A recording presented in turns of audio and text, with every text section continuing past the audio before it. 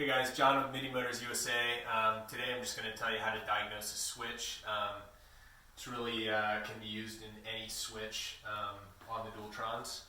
So today I think we have a faulty brake cutoff switch. Brake cutoff switch is this wire right here. And we're going to disconnect it. And we're going to use a multimeter to test the switch. So these are your settings. We're going to be looking at a continuity setting on your multimeter. Change it to the ohms setting. And you can see on my multimeter, it gives a little buzz when the circuit's connected. And it'll also zero out on the display.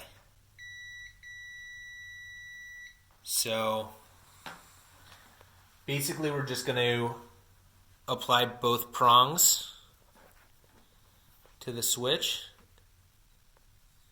and my assistant is going to operate the brake lever.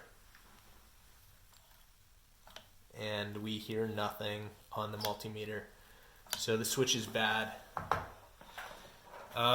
Just for demonstration purposes, this is a good switch, and when you link up both connections,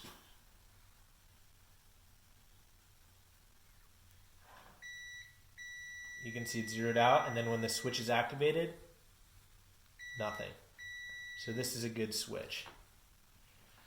So that'll work in any of the switches on the Dualtron. It's essentially the same connectors. Get yourself a multimeter. You can test out your switch. If you get a bad one, we have replacements. Minimotors USA.com.